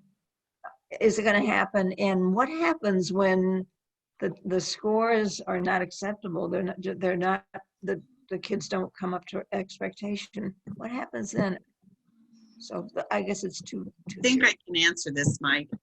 Okay, so wait. We're Okay. not, Okay, this is just bringing things to Okay. referral items and future topics. But Got it. Andrea, I think that is a really good thing. And I think that if the answer is already known, then maybe that can get thrown in a board's notes. Okay, Do that. I'm And fine with that. Andrea, if that doesn't get answered to what you needed, then let's bring it back. But it looks like that's probably a burning issue across the country, would be my assumption about standard testing. I'm fine with that. Thank you. Other things about the referral list? I mean, some things that should be taken off. Taking We off, had- putting on. Do we have any second readings in policy? Yes. So if you could just say their numbers so that Joan would know. But it looks like Joan has done a really good job at getting some of those off from Yeah. last meeting. Thank you, Miss Joan. Double check though, Joan and I usually meet after our meetings here, so. Okay. Kim, Yes, Liz, sorry. I was looking at the Just- list. I know. Andrea, didn't we add something today to our curriculum and instruction about the social studies, with the African American Latino studies? We did. We invited Ms. Hodge. We're going to invite Ms. Hodge to come to speak to the curriculum committee at our next meeting. And we just want to know where it is. So Yep. would that go on this list?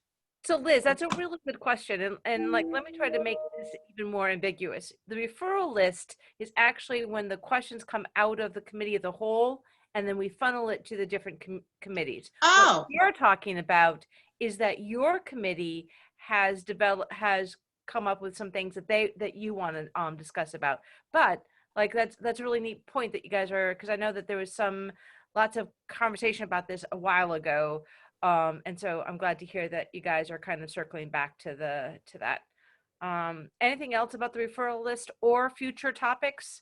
Since I think both of those are really kind of related. I have a future topic that I'd like to go over. Learn is going to have, and would go with our diversity program, a teacher residency program for paraprofessionals to become teachers. So that, like, it's going to be a whole program, and it's already being done in another part of our state. So the para is paid for the whole year while also being trained as a teacher. And they have found that minority, I forgot, I think it was at least 11 in one school that were paras and then went on to become teachers. So it was a way to help diversity and in your schools. So I think, Dr. Grenier, you heard a little bit about this last Thursday in your meeting also? Yeah, that's right. We are very much a part of this. In fact, Lori Lapine and Jamal Davis have been kind of leaders helping with the Learn. And we shouldn't talk about it, but I'd like it on the referral list. I can see Kim waving. I thought you were cleaning your screen. So it's called a STEM Masters Program for Diversity Teachers. Yeah. And I think it'll be at Avery Point in Groton. Oh, also. Talk about it. Yeah. And I say that should go through the committee of the whole. That would be an interesting yes to get, yes get invited in, because that really does hit our diversity thing. Right. Any other future topics? Well, should we have something in our for committee of the whole about COVID and how many students? I don't understand how you know when to close the school. You know, it seems some towns, well, they have 2 cases and they close the school. Others have 1, others have 3. Is it because of the contact tracing? You know, I just don't understand it. If we could have that would be a really good topic. I think that's a really might great even topic. be a good topic for the 26th on, you know, the televised one. We should have Lori come too, Mike, because she's been instrumental in supporting you with all of this. Because it also affects sports and band, and it's everything closes. Yep. Yeah, sure. We can do that. I'd be happy to. Anything else? Motion to adjourn. Second. I got Rosemary has seconded. Any discussion? All those in favor, please say aye. Aye. Oppose, abstain, motion is carried. Good night, guys. Night, Good guys. night. How's your Stay foot? well.